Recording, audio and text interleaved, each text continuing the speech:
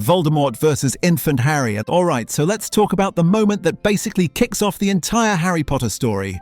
The night Voldemort tried to murder a baby and completely ate it. October 31st, 1981. The Dark Lord, who's basically the wizarding world's biggest nightmare, rolls up to Godric's Hollow to finish off the Potters. He's already taken out James, blasted through Lily, and now he's standing over one-year-old Harry Potter, ready to end this prophecy business once and for all. He fires off the killing curse, AVADA KEDAVRA, that sickly green bolt of death that's supposed to be absolutely unstoppable. No counter curse, no magical shield, nothing. You get hit, you die. That's the deal. Voldemort's used it successfully like 1,000 times before. But here's where things get wild. Lily Potter pulls off something incredibly rare. By refusing Voldemort's offer to spare her and choosing to die protecting Harry, she activates ancient magic, sacrificial protection. This isn't some spell you learn at Hogwarts. It's way deeper, way older. When you willingly die out of pure love to save someone else, you basically create this insanely powerful magical shield around them. It's not about wand movements or incantations. It's about the most fundamental magic that exists. So when that green curse hits Harry, it doesn't just bounce off like some defensive charm. The sacrificial protection actively rejects the curse because Voldemort literally cannot comprehend that kind of love. The killing curse rebounds, completely obliterates Voldemort's physical body, and leaves Harry with nothing but that lightning bolt scar. Voldemort's soul gets ripped apart. He's blasted into this weird shadow existence, and baby Harry becomes the only known person to survive the killing curse.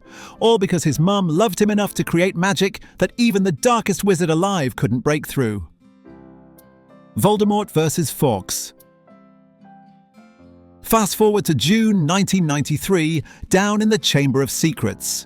Harry's facing off against a memory of teenage Voldemort, Tom Riddle, who's getting stronger by draining Ginny Weasley's life force through that cursed diary. Riddle summons the Basilisk, this absolutely massive serpent that can kill you just by making eye contact, and things are looking pretty grim for our 12-year-old hero. Then Fawkes shows up, Dumbledore's Phoenix, and immediately takes out the Basilisk's eyes so it can't use its death stare anymore.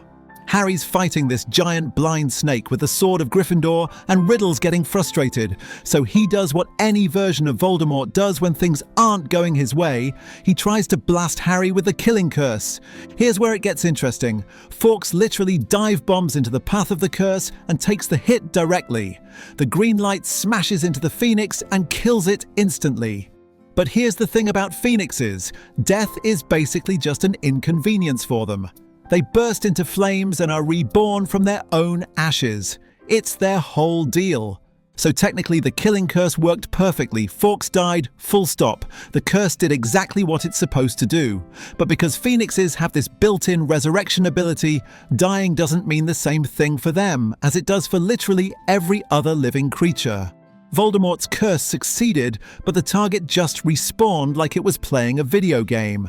This isn't the curse failing. It's more like Voldemort picked the one creature where killing it doesn't actually matter. The killing curse doesn't care about your magical abilities or how powerful you are. It just ends your life. Fawkes' life ended, but Phoenixes exist outside normal rules of mortality, so the curse's effect becomes completely pointless.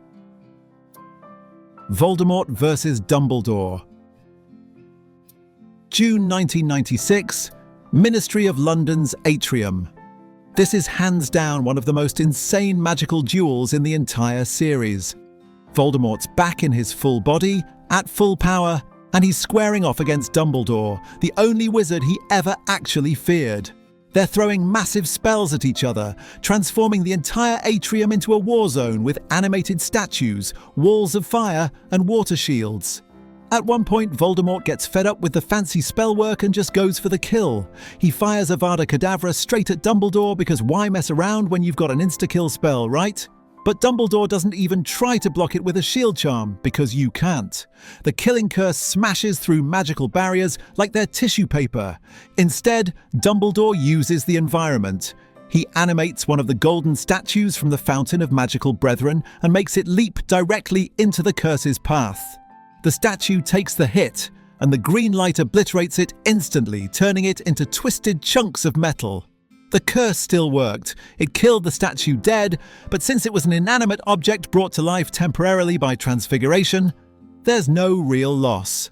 This is straight-up brilliant tactical magic. Dumbledore knows he can't block the curse with shields or counterspells, so he just puts a physical object in the way. It's like dodging a bullet versus stopping it with your hand. You're not overpowering the bullet, you're just not being where it's going. The key thing here is that AVADA KEDAVRA remains unblockable by magical means. No spell stops it. But solid objects?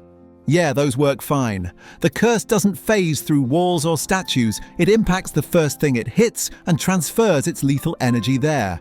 Dumbledore's not breaking any rules of the curse, he's just outsmarting Voldemort by understanding exactly how it functions. Voldemort vs. Harry, 7 Potters. July 1997, the night Harry's being moved from Privet Drive to the Burrow.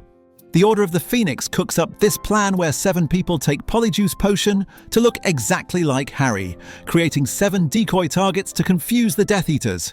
Smart move, except Voldemort gets tipped off and shows up personally to hunt down the real Harry.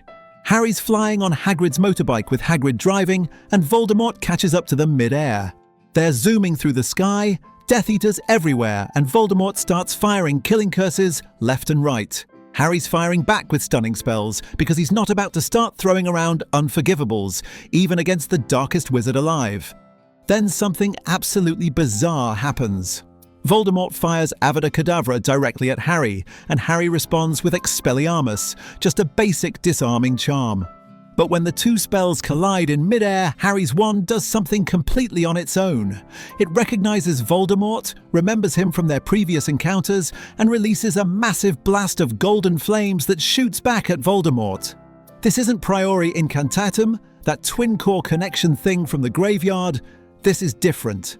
Harry's wand has somehow absorbed some of Voldemort's power and learned to defend against him automatically.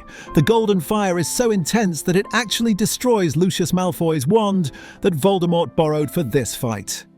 The killing curse gets completely overwhelmed by this defensive magic Harry's wand produces without him even trying. Voldemort's hovering there, absolutely stunned because his supposedly unbeatable curse just got countered by a disarming spell powered by wand magic he doesn't understand. The curse didn't fail because of some shield or because Harry's special.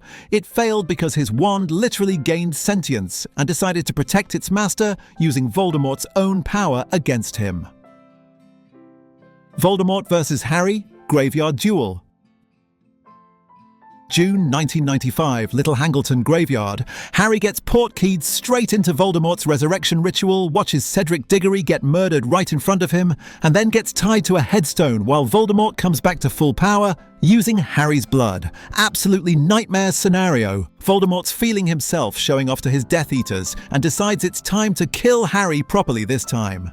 They start dueling, and Voldemort immediately goes for AVADA KEDAVRA while Harry's throwing up a shield charm and whatever else he can think of. But here's the problem. Their wands are twins. Both have phoenix feather cores from Fawkes, and when twin wands are forced to duel each other, they absolutely refuse to work normally. The moment their spells connect, something called Priori Incantatem kicks in. It's this super rare magical effect where the wands lock together with a golden thread of light, and neither wizard can break the connection. Then the wands start forcing each other to regurgitate the last spells they performed. Voldemort's wand starts spitting out echoes of his recent murders. Cedric appears, then Frank Bryce, then Bertha Jorkins, and eventually Harry's parents. These aren't ghosts, they're like magical imprints or shadows of the people Voldemort killed. They can't actually do anything permanent, but they distract Voldemort long enough for Harry to break the connection and grab the port key. The killing curse never actually reached Harry because the twin cores created this weird magical stalemate where neither wand could complete its spell properly. So technically the curse didn't fail, it just never got to finish firing. The wands recognized each other as siblings and basically refused to let one destroy something the other was protecting. It's wand magic operating on a level that even Voldemort with all his knowledge didn't fully understand or predict. Voldemort vs. Harry, Forbidden Forest. May 1998. The Forbidden Forest during the Battle of Hogwarts. This is probably the most emotionally brutal moment in the entire series. Harry's just watched Snape's memories in the Pensieve and realised the horrible truth. He's a Horcrux. A piece of Voldemort's soul has been living inside his scar since that night in Godric's Hollow, and the only way to truly kill Voldemort is for Harry to die first. So Harry walks into the forest alone, ready to sacrifice himself. He uses the Resurrection Stone to bring back shadowy versions of his parents, Sirius and Lupin, and they walk him to his death like some kind of tragic funeral procession. He finds Voldemort and the Death Eaters, doesn't raise his wand, doesn't fight back, and just accepts what's coming. Voldemort hits him with AVADA KEDAVRA point blank. The green light smashes into Harry and he goes down. Everyone thinks he's dead. Voldemort thinks he's dead, the Death Eaters are celebrating, and Hagrid's absolutely losing it with grief. But Harry wakes up in this weird limbo place that looks like King's Cross Station, where Dumbledore's waiting to explain what just happened. Here's the twist. The curse killed the Horcrux piece of Voldemort's soul inside Harry, but not Harry himself. When Voldemort used Harry's blood in his resurrection ritual back in the graveyard, he accidentally tethered Harry's life to his own. Lily's sacrificial protection was in Harry's blood, and now it's in Voldemort's body too, which means as long as Voldemort's alive, Harry's got this anchor keeping him from fully dying. The killing curse worked exactly as intended. It destroyed its target. The problem is, the target was the Horcrux, not Harry. Voldemort basically shot himself in the foot by making Harry a Horcrux and then using his blood for resurrection. Voldemort vs. Harry, final duel. May 1998, the Great Hall at Hogwarts. Harry's just revealed he's alive, Voldemort's absolutely furious, and everyone circles around them for the final showdown. This is it. Voldemort's convinced he's got this in the bag. He's got the Elder Wand, supposedly the most powerful wand ever made. Harry's standing there with Draco's old Hawthorn wand, trying to explain why Voldemort's already lost. But Voldemort's too arrogant to listen. They both cast at the exact same moment. Voldemort screams Avada Kedavra with the Elder Wand. Harry yells Expelliarmus, again with the disarming charm. The spells collide in midair, and here's where everything falls apart. The Elder Wand doesn't belong to Voldemort. When Draco disarmed Dumbledore, the wand's allegiance transferred to Draco. Then when Harry disarmed Draco at Malfoy Manor, it transferred to Harry. So the Elder Wand is being forced to fight its true master, and it straight up refuses. The wand recognizes Harry, won't kill him, and the killing curse rebounds back on Voldemort. It hits him full force, and since he's destroyed all his Horcruxes, there's nothing left to keep him alive. He drops dead instantly. The curse didn't fail because of love magic or twin cores this time. It failed because Voldemort was using a wand that had already chosen Harry as its master, and wands have loyalty. You can't force the most powerful wand in existence to murder the person it's bonded to. Voldemort spent his entire life trying to conquer death, but he never understood the magic that actually matters. Every single time the killing curse failed against Harry, it was because Voldemort underestimated something fundamental about how magic really works. In the end, the darkest wizard of all time got beaten by the same kid 7 times. If you enjoyed breaking down every time Voldemort absolutely ate it against Harry Potter, smash that subscribe button.